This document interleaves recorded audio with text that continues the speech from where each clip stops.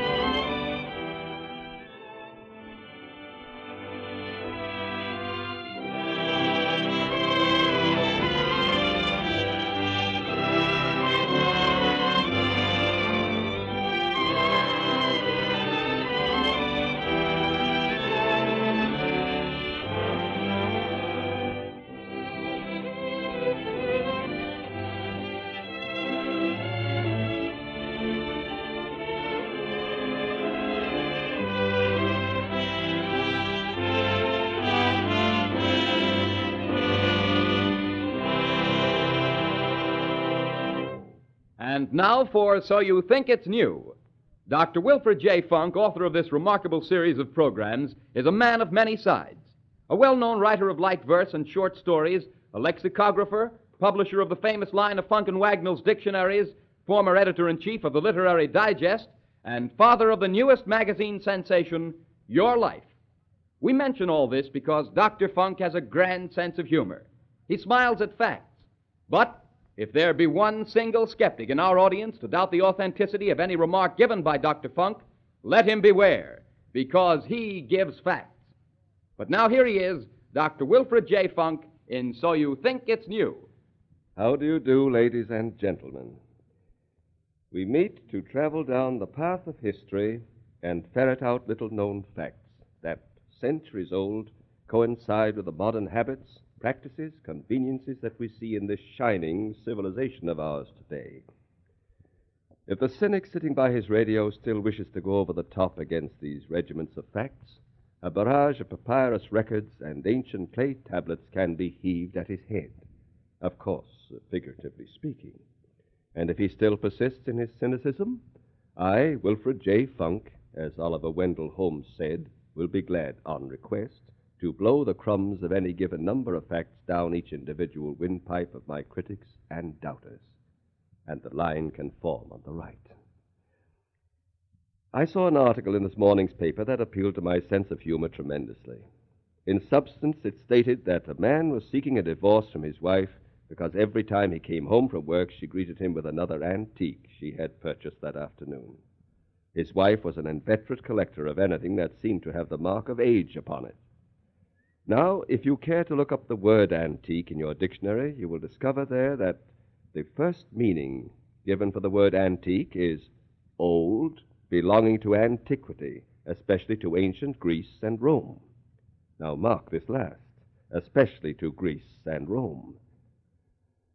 How many of you visualize little out-of-the-way shops in New England, Cape Cod especially, furniture of the King Louis of France, muskets of the Revolutionary War, when the word antique is mentioned? Practically all of you. Yes, I'll venture to say. And you are correct in thinking so. For today, these are the things associated with antiques. Wherefore Greece and Rome, then? Well, come with me aboard a magic carpet and let me take you back to the 2nd century of the Christian era. It is a hot July day.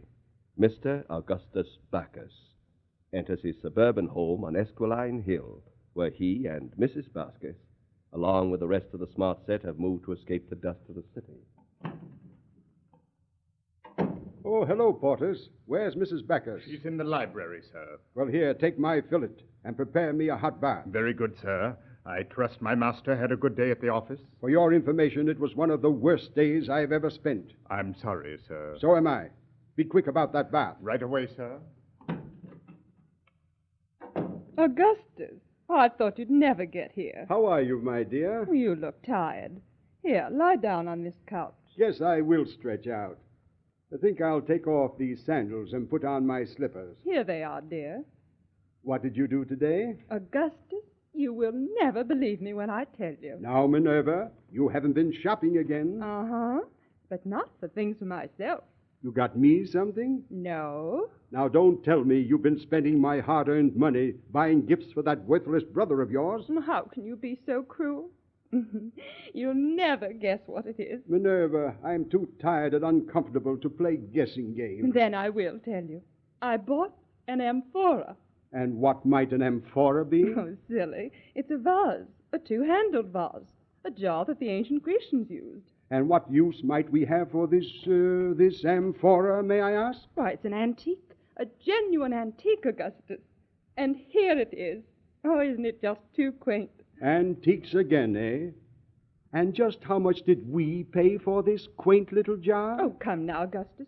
You're being horrid. How much? Well, I got it at a bargain.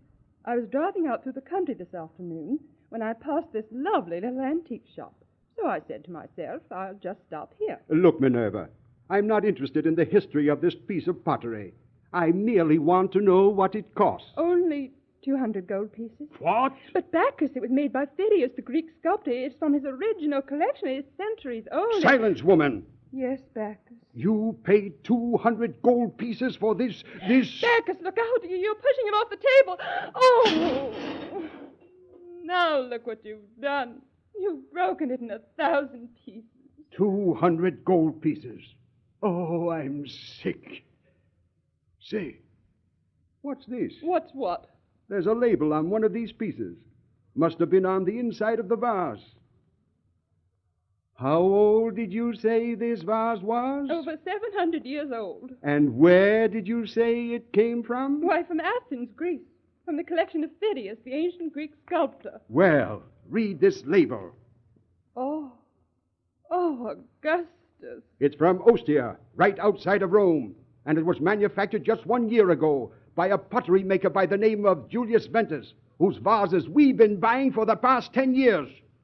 Woman, if ever I even hear the word antique from your lips again, I'll pack my togas and stay at the club for the rest of my life. So you thought antique collecting was new? Well, the man in today's headlines who wanted to divorce his wife for succumbing to this rather expensive hobby might find some consolation in knowing that this same hobby caused matrimonial difficulties over 1,700 years ago. Those who have dug a bit into the history of graft will remember the day of a certain political ring, somewhere around 1868. The most brazen scandal of this regime was the construction of a county courthouse, a courthouse which still stands today in one of our largest cities. The original estimated figure for this building was $250,000. The city finally paid a bill of $13 million, 4 times the cost of the magnificent Parliament buildings of London. One interesting item was a group of iron chimney pipes on the roof. These were condemned. The conniving contractors removed them, repainted them black, and put them up again. Naturally, the bill rendered was for new pipes, and in 1868 the people thought this new. But the building racket is not even as fresh as the 2,500-year-old fables of Aesop. Let us go back through the pages of history to the 1st century B.C., to the island of Sicily. It is a crisp fall morning as we find ourselves in the sumptuous office of one Caius Verres, governor of Sicily. Verres is talking to his right-hand man and chief henchman, Brutus Plotius. What's the business on hand today, Brutus? You are to be present at the dedication of the temple bequeathed to the government by the wealthy Sicilian Fabius Donatus in memory of his son. Brutus, that temple, now that it is privately owned, will bring us no revenue. I know, sire. I wish these high-minded citizens would cease bequeathing their temples and estates to the government. Now, if it were their gold they would bestow, I could find use for that. Is there no way you could turn these buildings into revenue? I wish there were some way, but once property is given to the government, it cannot be sold. It's indeed a shame, sire, to lose the income from private property. Have you a copy of the will of the late Donatus? It is here, sire. Let me see it. That I do bequeath my temple and all its land to the government of Rome in memory of my son. That this building... Brutus, Yes, sire? I think I have it. Listen to this part of the will. That the building may be kept in good repair. Well, sire, you always had a nice nose for any catch in a will, but I don't see anything there. Oh, you don't, but I do. Brutus, let these citizens turn over all their property if they want to. I found a solution to this problem. But I still don't see. The buildings must be kept in good repair, eh? Yes, sire? Have the temple of Donatus condemned immediately. But it's in perfect condition. Silence, you fool. It needs repairs, a great many repairs. And I'm giving the job to my own private contractor. Need I say more? It wasn't necessary for Verres to enlighten his henchmen further. Brutus knew that Verres would let out the repair jobs to his accomplices at a murderous figure and take in a tidy sum for himself. For like the galvanized iron chimney pipes of a certain courthouse of today, the people donated by the wealthy Sicilian in memory of his son would need new pillars. The repairman would take down the old ones, scrape off the paint, give them a new coat, and put them up again. For all the world like the boys with the galvanized iron pipes. The Sicilian taxpayers, of course, footed the bills for the brand new pillars. You probably ask, how did Verres get away with this skullduggery? He didn't for long. No more than wrongdoers in our own days. Verres met his nemesis in Marcus Tullius Cicero, a new man from a small town outside Rome, a country boy who made good in the big city and became one of the greatest orators of all times. Now I see my time is up, but your announcer has something to tell you about your good friend, the jeweler.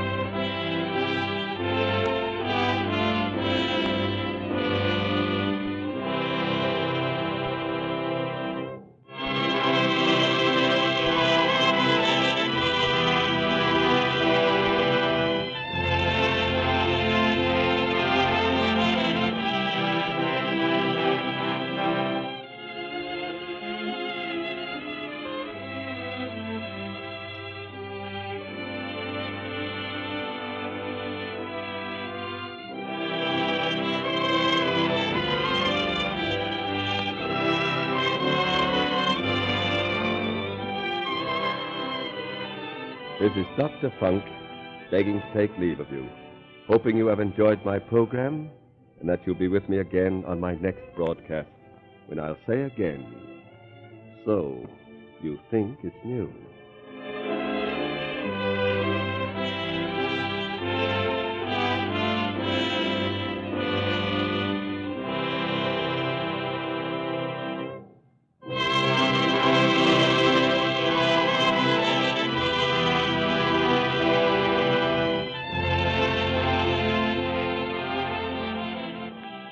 This program was produced by TransAmerican.